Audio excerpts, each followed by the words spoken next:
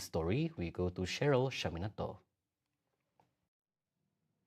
All right, thank you, Lorenzo. A potential endgame is in sight for the West Asia conflict after an Iranian news agency leaked a draft peace deal meticulously negotiated with the United States. The memorandum calls for an immediate and permanent cessation of hostilities on all fronts, critically extending to the fighting in Lebanon. While optimism is rising, Tehran cautions it will not cede strategic control of the Hormuz Strait. Yet U.S. President Donald Trump continues to signal imminent progress. We have a signing soon, and the documents are in pretty final shape. So we'll see. We'll see. Very good. Should be done. That should be done pretty quickly. They want it every bit as much as everybody else wants it.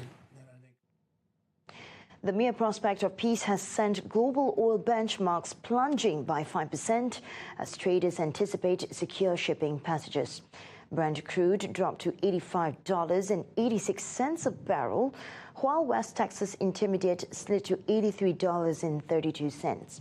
The secrecy surrounding the waterway came to light as President Trump revealed covert operations to bypass local defense infrastructure.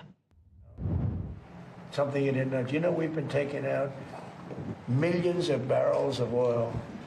Nobody knows it. You know who doesn't know about it? Iran, until right now.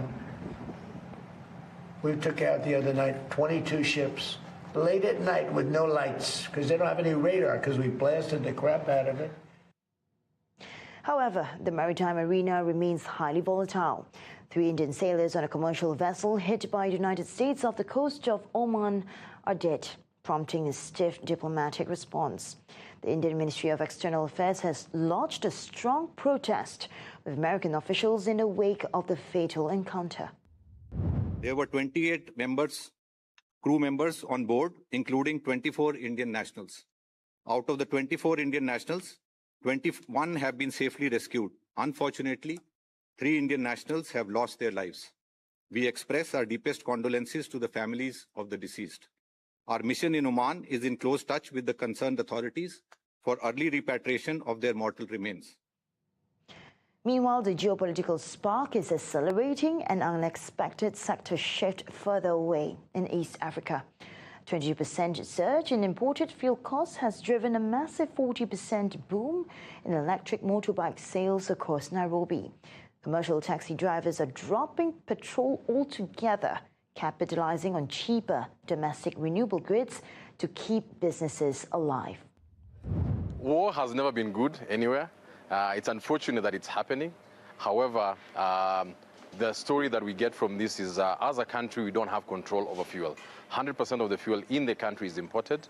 The energy that we source for the EVs is locally sourced, 93% from renewable. So I think this is a wake-up call to the country to look at opportunities and providing incentives and supporting the EV growth in the country, and we'll basically be able to create a sustainable transport. And that's the latest now. Back to you, Lorenzo, for the rest of the updates on TVS Nightline. On to local news. Rohingya refugees in the country are reminded to comply with local laws and regulations at all times or face firm actions. Prime Minister Datuk Sri Anwar Ibrahim says the group has been warned against making unilateral decisions, stressing that they remain subject to the country's legal system. Nasihat kepada rakyat Myanmar, khususnya Rohingya, dia juga harus patuh kepada peraturan yang ada dalam negara kita. Bangunannya, perniagaannya mesti mengikut peraturan.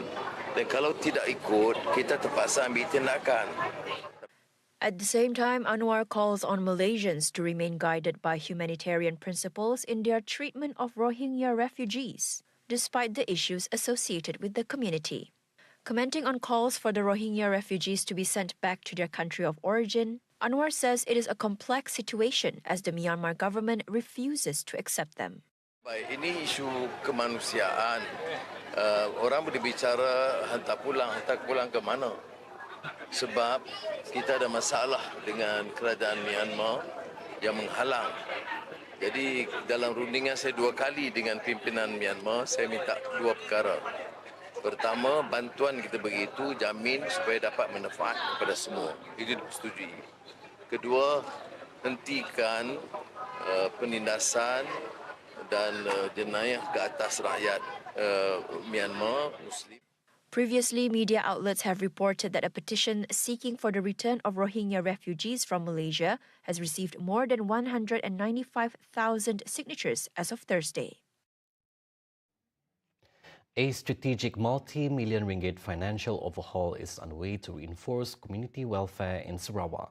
The State Mosque Welfare Trust Board LAKMNS has locked in a 9.825 million ringgit dividend repayment pact with the Bintulu Islamic Welfare Trust Board LAKIB. Sarawak Premier and its chairman, Datuk Paninggi Tan Sri Abang Johari Tun Openg, witnessed the signing ceremony earlier today. The Accord will disperse the funds in stages over the next 10 years to guarantee the sustained funding of community development programs. The strategic repayment plan sees the board Honorary Secretary Tan Sri Dato' Amar Abdul Aziz Hussain officially present the symbolic mock cheque to Lakib Chairman Iskandar Turki.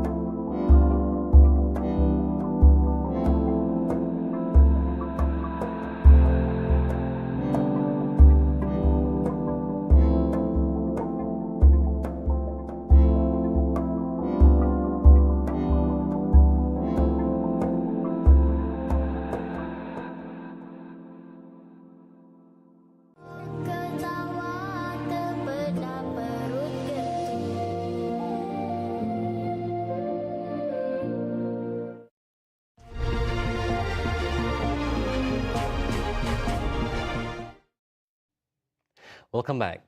Sarawak authorities are on high alert following extreme sweeps across 98 enforcement targets to blanket the state against a new drug-laced vape threat. Sarawak Women, Early Childhood and Community Wellbeing Development Minister Datuk Sri Fatimah Abdullah confirmed 0 cases of the contraband substance known as Super Piao Piao have been detected in the state. The immediate priority is now shifting to aggressive prevention campaigns among students to head off rising synthetic drug threats.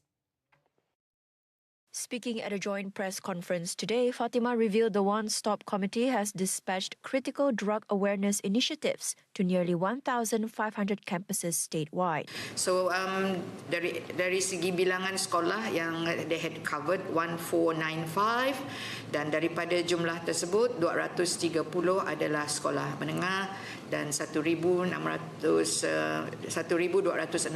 adalah sekolah rendah. So creating awareness. This is very important. Fatima also announced the latest statistics relating to substance abuse statewide. But as you can see, dari segi taburannya yang dalam merah, zon merah Kuching, zon merah Sibu, Kuching 2080, Sibu 776, Bintulu 787, Miri 906. Sarawak pada tahun 2026 daripada Januari sehingga Mei jumlah ini jumlah tangkapan. She says a total of nearly 5,700 enforcement operations related to substance abuse were carried out, resulting in the arrest of more than 7,500 individuals. According to Fatima, 350 individuals were arrested for drug trafficking, while another 1,274 were detained for drug possession.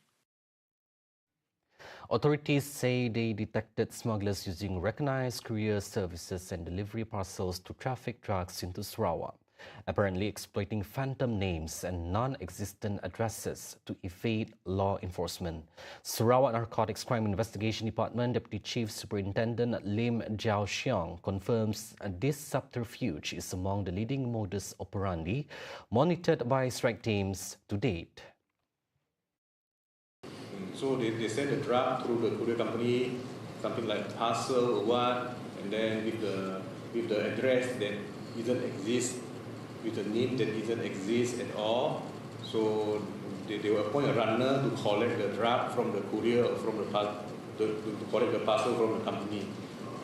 That's one of the modus operandi that we found in Sarawak. Lim notes that while postal interceptions remain a top enforcement priority, investigators are continuing to monitor complementary smuggling pipelines entering Sarawak. He assures that interagency operations remain active daily. But we will do our best. We've been cooperating with the custom, with the KPS, or we are monitoring this, and we do operation every day on this matter. Right. Sarawak is studying several international sports development models through working visits overseas at its move to establish a high-performance sports centre. Sarawak Youth, Sports and Entrepreneurship Development Minister Datuk Sri Abdul Karim Rahman Hamzah says the initiative is aimed at ensuring the development of elite athletes is more systematic and effective.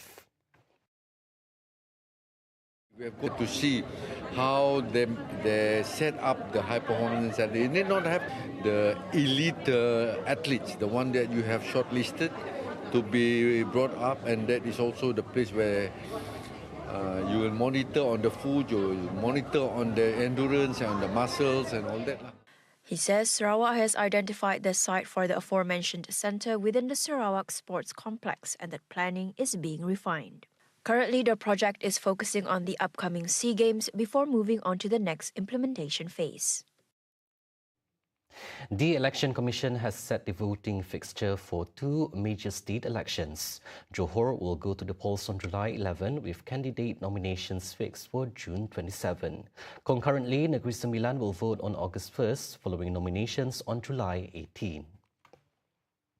Daftar pemilih pilihan raya yang akan digunakan untuk PRU Dewan Negeri Johor ke-16 adalah daftar pemilih terkini sehingga daftar pemilih tambahan bulan April tahun 2026 yang dikemaskini sehingga 31 Mei 2026. As overseas and domestic postal voting applications for both states are already running online through the MySPR portal, the Commission confirmed that Negeri Sembilan's ballot preparations will track under a recently consolidated electoral roll.